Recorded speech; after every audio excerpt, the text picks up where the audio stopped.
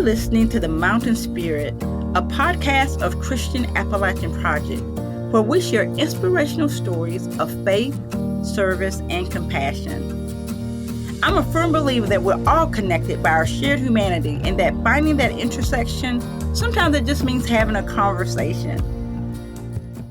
Today we get to hear from Sandi Curd, Kentucky Highlands Investment Corporation's Engagement Director.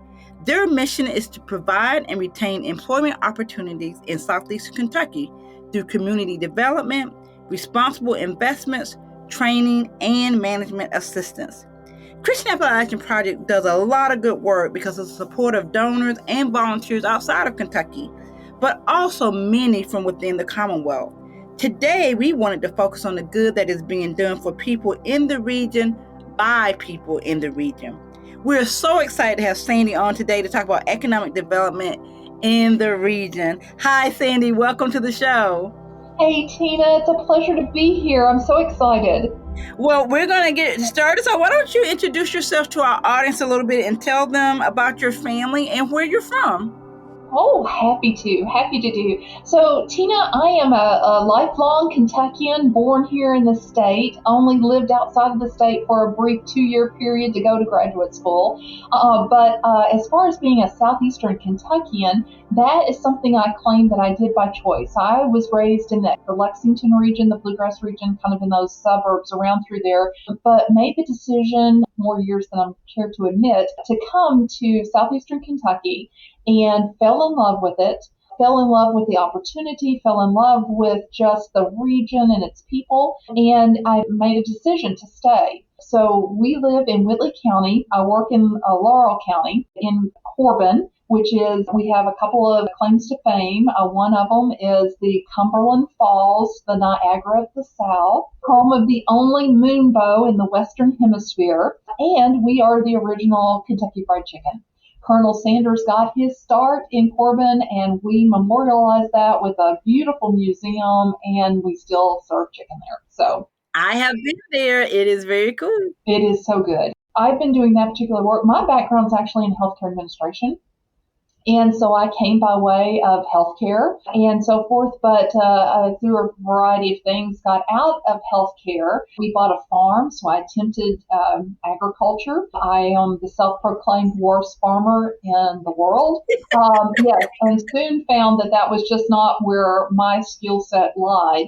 I was helping a lot with the background work of farmers markets in Whitley County and trying to advance that, and then got the call for economic development and found myself 10 years ago at Kentucky Highlands Investment Corporation and have loved every single minute of it. And that's a great segue. My next question was, then what led you to take that role? So from maybe not great farmer, but a passion for agriculture, how did you parlay that from that to wanting to be involved in economic development in the region? Well, it was very exciting because Kentucky Highlands had applied and had been named America's very first rural promise zone by the Obama administration. This was a second-term initiative by his presidency to attempt to put together these concentrated efforts in distressed areas, both urban, rural, and tribal, across the nation, and to see whether or not you could do what he said is not allow your zip code to determine your future. And we applied, were named that, and they were looking for someone to coordinate that activity. My name came up, I interviewed, and that's when I began as the Promise Zone Coordinator 10 years ago. Now that designation was for 10 years. We worked it hard, Tina. I mean, we did everything we could to get as much as we could out of that designation. It came with some incentives, but it did not come with any funding. So that was particularly tricky. But anyhow, we worked that hard. It did conclude January 7th of this year. And that's when I transitioned and became Kentucky Highlands Engagement Director.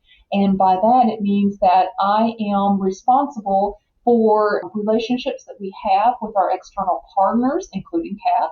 I'm responsible for making sure that the state, the federal government, kind of knows what's going on and what we're doing, our website. And I also have taken over responsibility for our 9,600 square foot incubator that is a building that's located next door to us. And so that engages us. Now, Kentucky Highlands' core business is because we were a part 55 years ago by Lyndon B. Johnson's War on Poverty. Our core business was to bring capitalism to southeastern Kentucky. And by that, we will invest with loans in companies that banks aren't able to invest in because of their regulations. That's why we're also called, we're known as a CDFI, which is a Community Development Financial Institution, but it's also a non-regulated lender. And so we are able to go to that little small group of people that have amazing business plans, but for whatever reason, the commercial banks are not able to fulfill that need. We're able to put in the investment into them to create jobs for our service area. And so we have been working for 55 years trying to create jobs, particularly for those that are in low-income areas so that they might have an opportunity to better themselves. That's our core business, and I take care of the folks that are not a part of the core business. Gotcha. I love that. I think we get so many calls into our customer service line for people saying, well, why can't people like get jobs and why can't they sort of like lift themselves up by their own bootstraps kind of thing. And I think that helping people understand today by listening to the podcast that there is lots of efforts happening in the community. Maybe people just are not aware of. So I am grateful to have you on today to talk about some of the work that you all do and some of the promise that we see in what's happening. But can you tell us a little bit about what are some of the challenges or what are some of the things that are most challenging about the work that you do? I guess, and this is going to sound very theoretical, and I hope it translates well when you're listening. People get this idea that all the change in Eastern Kentucky is like a linear change, and you'll run into people like, well, how come I didn't know about this? Why didn't you include me in this? Or you should have been working with that person to be able to do this, and so forth. And I think that one of the biggest challenges that we have in Eastern Kentucky is changing our mindset where it's not about, this straight line and everybody marching forward. It's more like a swarm of bees. And we're all just buzzing around. But if you look, the swarm is headed in a particular direction. So it feels chaotic when you're in the swarm, but if you're tracking it, it looks like it's moving in the right direction. And that one's tough because people are like, they don't know where to jump in or they don't know who to partner with and those types of things. And they might even, be offended that they weren't included in something. But the bottom line is the activity, the swarm is happening and it is moving in the right direction, which is toward economic prosperity. Stay tuned. We'll be right back. Did you know on this Giving Tuesday, families in need in Appalachia are counting on you? Don't miss this opportunity to provide nutritious food, warm clothing, critical home repairs, and Christ's love to people living in unimaginable poverty. Visit christianapp.org to give today to help children, families, and seniors in need. So what are some of the barriers to employment opportunities in Southeast Kentucky, and where are you seeing progress? Sounds like you all have been doing this work for a very long time. Well, we have, and we're not alone. We'll talk, I hope, later a little bit more about all the people that are in this. There's just so many folks that are working in Eastern Kentucky and so vital to that effort. A lot of them faith-based, just like CAP. So some of the big employment opportunity barriers are, one, there's a huge movement towards people working from home, working remotely. That's fantastic. We need to be able to take advantage of that. But in a lot of places, our broadband is inconsistent or underdeveloped and does not allow for that type of engagement. We have seen a lot of progress over the last 10 years in trying to increase the middle mile that's available. The Kentucky Middle Mile project that spurned a Cellcom, provides middle mile coverage for the entire state. And and then those are dropping lines to all the independent providers, trying to be able to reduce the overall cost or at least increase the width of the accessibility from our region out into the world. So it's getting there. It's just very expensive and very slow. Transportation is another big issue. If you do have a desire to work, chances are you're going to have to drive in order to be able to do that work. And it's just very difficult. It's very difficult to maintain a car. It's very difficult to pay for insurance for a car to be able to drive it legally. And there's virtually no alternative to your own car ownership. There are, in tiny little clusters, some types of cab services. There's also services that are out there that are run by our community action agencies. And I'm pretty sure you guys do that, and that is, public transportation, especially good for individuals that need to get to healthcare providers or doctors' offices and those types of things. But those are very logistically complex and not without their own cost. So transportation is one of those issues that everybody is still struggling with, trying to figure out what is the solution for that. I mean, a lot of people are very surprised to learn that there is no Uber in Eastern Kentucky. And you're like, but they even have that in Cairo. What are you talking about? Well, I'm sorry, but they don't have it here, And part of that is because you couldn't be a driver and be able to charge what it's going to cost you to pick up somebody, drive them 20 miles and drive them back. I mean, it's just ridiculously expensive when you look at those distances. And then the final thing that's a big barrier, and that's childcare. We keep coming up with all these figures about how we're going to be able to change our economy because we're going to get people to work in good paying jobs. And a lot of those are the primary parents of children. And there is nowhere for those children to go. And consequently, somebody has to take care of these kids. I mean, and because of that, the child care deserts prevent a lot of people from being able to access work because there is no alternative. And again, we have a lot of work that's going into that to try to address that. But it is, and we're not alone. We're not alone in that. The nation has those types of issues as well. But those are the three biggest things that we find make it really difficult for people to obtain and keep a job. Yeah. And, I think for people, if you live in a place where you have your own car and you can just like hop in the car. And for me, I live in a place where literally I can walk to the grocery store or restaurants or the movie theater, live in a suburb. I also have a vehicle so I can jump in my car and go to work. But even just within Lexington, like just trying to take public transportation. I remember the very first time my son had to take the bus to go to work. It took him an hour, but his job was only 15 minutes away. But he had to take the bus downtown where the hub was to get on a bus to come back to the. And I was just like, that doesn't make any sense. And so I think when you live in a place where you can easily get around, you don't think about what that means that you live in a place that has no public transportation or taxi or even I just came back from Chile and I got an Uber. So it never would have occurred to me that, in Eastern Kentucky, if you don't have those other opportunities, then you have to either pay somebody to take you, and hopefully you have a relative or someone that has a car that can take you, or you have one car. If the one person is using the car to go to work, then the other person is stuck at home because there are just not those options. And just on that, Lexington finds itself, even at the size that Lexington is, it is almost barely big enough to support public transportation in the form of buses and those types of things. And so you can just imagine, I mean, what do you do with the towns of 7,000? I mean, it just can't be done. Yeah. Or a county that is very spread out. Like things are like 20, 30 minutes away or 40 minutes away. But you kind of alluded to that you do this work with partners. So can you share about some of the partner organizations you all work with and how they are making a difference in the area? So we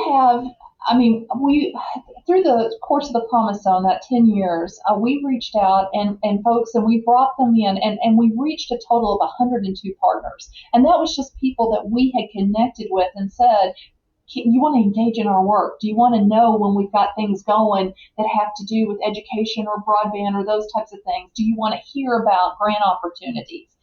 Because one of the things that we brought to the table was that we were keeping this information. And so if a grant opportunity came out that let's say it was farm to school, okay? A beautiful opportunity for farmers to sell directly to school districts. Well, and you had 8 weeks to write a grant for it, okay? We were able to decrease that timeline because I had a bunch of farmers that I was connected with. I had a bunch of school districts I was connected with. All I had to do as soon as that was out was to send out an email and saying, anybody interested in this, can I connect you? Okay. And so that's the way that we were able to pull in partnerships. They didn't have to pay a membership fee or anything like that. It was just, you just had to acknowledge that we were all in the same fight together, okay? But I do have to say that there were some that we had approached at the very beginning when we actually made our application, and they were part of what made our application really sing. Can't wait to, and doing a shout out for these folks, but one of them is Partners for Rural Impact. And that's actually a new organization, but they, for 10 years before that, were Partners for Education at Berea College. And that group has just been incredible in terms of their leadership in bringing in federal dollars to help out the school districts of Eastern Kentucky. They have brought in the very first rural promise neighborhoods, and they have brought that in time after time after time. They have been successful in bringing home Gear Up money so that kids are supported in trying to get to college, as well as being supported during that first year that they're in college, so that one of the statistics is you might be able to get a kid in, you might be able to actually get them in college the first semester, and then they go home for Christmas and they never see them again because they're just kind of like, you know what, that was scary. I don't think I want to go back. And they have programs designed to try to be able to help coach that individual, especially if they are first generation, and we have so many first generation college goers. If they are first generation, to be able to go there to have a support network and to coax them back so that they get through that next semester, get through the summer. If we can get you to your sophomore year, we probably are going to get you a degree, okay? So they're fantastic.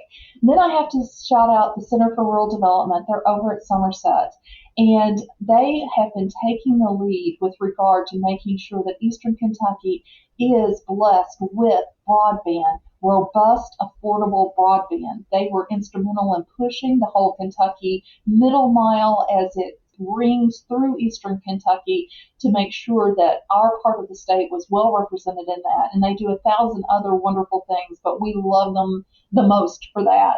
Another is S5E4, and they are based out of Berea. But we also in Eastern Kentucky are blessed with an abundance of affordable housing nonprofits.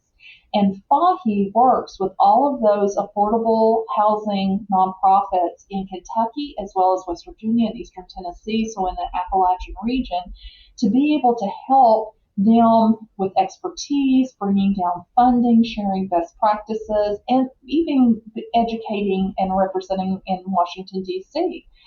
They have been amazing. They made a commitment to the number of houses that they were going to build and they were going to repair.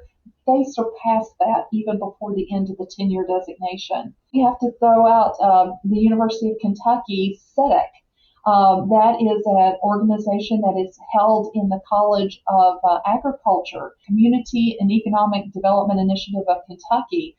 Those folks have been wonderful. They led the charge in downtown revitalization and support services for that. They would go into downtowns and recognizing that in this part, in the 21st century, especially if you want to increase your tourism, you've got to have a vibrant downtown, a vibrant heart. And because when tourists come to your area, they don't want to drive out to the mall. They don't want to drive over here to a shopping center. They want to walk down your main street and partake of things that are unique to you. They led the charge on that. And they are now doing a national webinars on rural placemaking because they've had so much experience with that. And they're also leading the charge in being able to try to get more information about what's called brownfields. That is a program out of the EPA, Environmental Protection Agency, that helps us with these historic buildings that, guess what? They have asbestos in them. They have lead paint in them. They're sitting on top of an oil tank that nobody knew about, and these are things that prevent those buildings from being saved. And they are leading the effort in trying to educate and to provide people the resources for being able to look at those buildings, find outside money to be able to rehab them so that they can be put back into use and your community doesn't lose them. It is absolutely fascinating the amount of identity that people have in a small town with a particular historic building.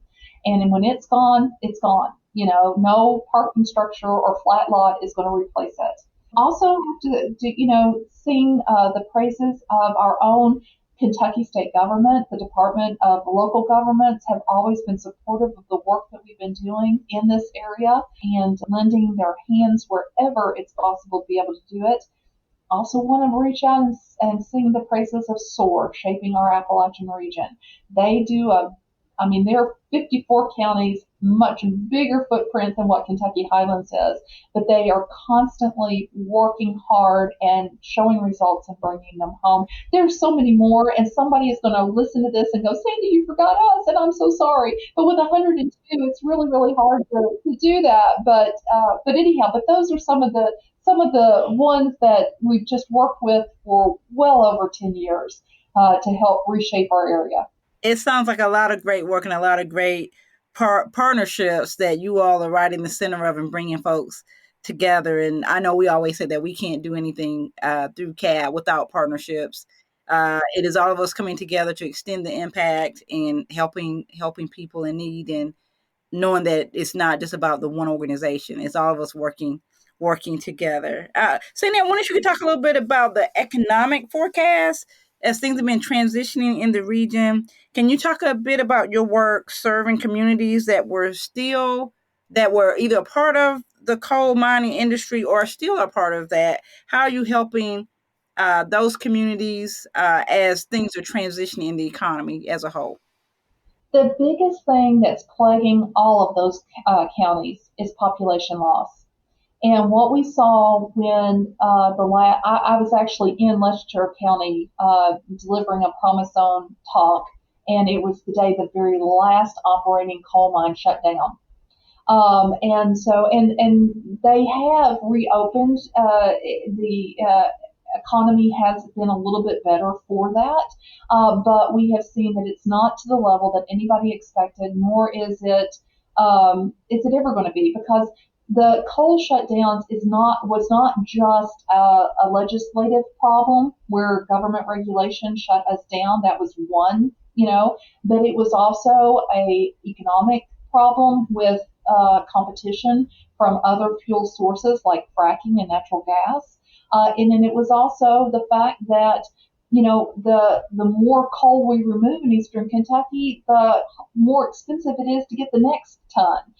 Every little bit gets a little bit more expensive to acquire. So when we've seen coal mines reopen, we've not seen the employment come back. And what has happened is, because of that, the number of direct jobs, the number of people who work to support the direct jobs, and so forth, they moved, they left our area. And so these population losses are creating huge problems at so many different levels. The first one is when they moved, they took the kids with them. That reduced the school system and how they're reimbursed. Okay. When they moved, they took their spouses with them, and guess what? It looks like all of them were married to nurses, because as soon as they left, every hospital had a nursing shortage. That messed up the payer mix for those hospitals, because now suddenly their insured population has greatly reduced, and their payer mix now has increased proportionally to those that are much more at cost level or below cost level. So that made it harder for that way. It made it harder on the local governments because the tax base has now shrunk. It made it harder on local faith-based organizations because all of a sudden your leaders, your volunteers, those people who have a little bit of extra capacity and a desire to give back to their community, they're gone. And it destabilized even your civic organizations. So what we have seen is that to do the economic development that we need to do in these areas, we've got to repopulate, okay? And that means it's not just bringing Johnny back home because he was born and raised here. It is time that we have to attract and bring home anybody who finds the quality of our life to be something that they desire over where they are right now. And I can tell you there are a lot of quality of life issues that Eastern Kentucky provides that other places do not. For one thing, the only traffic jam I get stuck in is 15 minutes if I hit the road right outside of the high school. And for 15 minutes, when all of those high schoolers are getting in their car and leaving the parking lot, I am gridlocked, but the rest of the time, that's not an issue. I do not lose 2 hours of every part of my day trying to be able to get to where I need to be. Okay. So there's that. There is a sense of community because I will actually run into people that I know when I'm at Kroger's, when I'm at Applebee's, when I'm at the local restaurant, those types of things. And you have a sense of community getting to know them. Now, I always joked and said, if you really want to run into people you go to the grocery store with curlers in your hair or no makeup on, and you will run into everybody. Okay? But those are things that people are actually seeking in their lives now, that quality of life, not to mention the ability to get outdoors, to be able to have good work-life balance. And there are a lot of efforts in trying to be able to recruit folks that are looking for that to come, and especially as more and more people are able to fully work remotely. If we've got good internet, you can have that. And I'll quote Josh Ball from SOAR, you can plug into work and unplug to play. And we want you. Stay tuned. We'll be right back. Your generosity has a direct and positive impact in the lives of people in need in Appalachia every day. It is the unwavering support of faithful friends like you that make this work possible. Many of our supporters are beginning to plan and envision what kind of legacy they want to leave to support the causes that are near and dear to their hearts.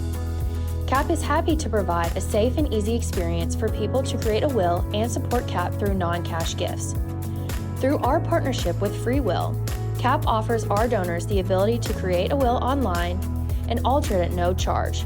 Our partnership with Free Will also includes their Smart Giving Suite, which allows donors to give through their IRA, donor advised funds, and stock online, in addition to creating a will for free. In recent years, Appalachia has faced unrelenting challenges, including the pandemic, inflation, and back-to-back natural disasters. You can make a life-changing impact and leave a legacy of hope in Appalachia. To learn more about non-cash giving opportunities, please visit christianapp.org/more ways to give.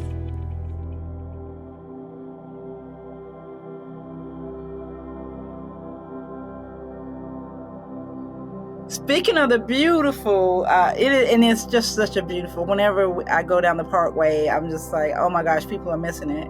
It is just something about the vistas and the trees, whether it's summer and everything is beautiful and green, or it's fall and the leaves are changing color. It is just a beautiful drive, and people are friendly, and you feel safe when you're walking downtown, and you get local good home cooking and all the good things. So, but there are lots of people who have never had that drive or been to Appalachia, or they have a heart or a passion for the region, but they've never been here themselves. What is one stereotype as somebody that lives in the region, that if you could correct that stereotype about Appalachia, what would that be? We have had to elevate there are times when problems get to be so much we have to elevate them, okay? Opioid epidemic, we had to elevate that. Our loss in coal jobs, we had to elevate that. We had to bring attention to it in order to be able to get some assistance. But folks will then narrowly define us and think we're nothing but problems, okay? And we're not. That's just one aspect of a problem that we needed to have some assistance with from the outside world. We needed to bring attention to it. And thank goodness we did. Think of all the gazillions of lives that we saved because we said, wait a second, these opioids and what's happening with this is wrong. We are being targeted by a pharmaceutical company and people are dying, and that actually, spread throughout the country and started with us, and we were raising the alarms early. But folks will think that we're nothing but problems. We're just nothing but problems, and we're not. We're actually all very happily living down here, functioning throughout our days, enjoying our communities, and essentially we are just so much more than what they've read most recently about us. Sandi, we talked earlier about all the questions and what we want to dive into, and believe it or not, time has flown by, as I always feel like it does.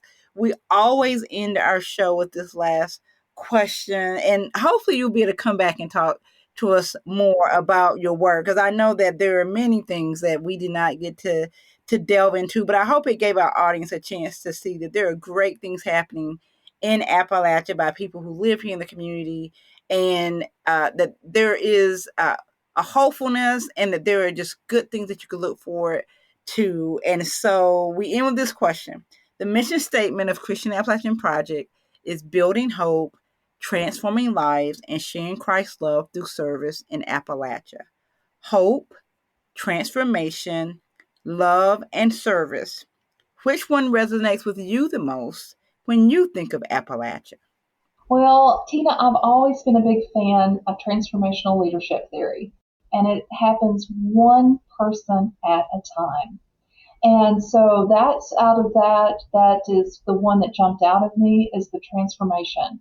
And I know that CAP is doing that every single day. I mean, every child you guys take in Head Start, every food box you deliver, all of those things. CAP is a beacon of hope, and I think that that's what we're all doing. Absolutely. Thank you so much, Sandi. We appreciate having you on today. Thank you so much for being on the show. Oh, my pleasure, my pleasure. Thank you. Our guest today has been Sandi Curd, Kentucky Highlands Investment Corporation's Engagement Director. We hope you've enjoyed the show today. I know I have. I've learned a lot, and I hope it has inspired you as well, and that you will check out next week's episode. Please tell your friends to check us out too. You can follow the work of Christian Appalachian Project on all social media channels, and you can find the podcast at wearecap.org/podcast, or wherever you get your favorite podcast. Be sure to subscribe so that you never miss an episode. We'll see you next week.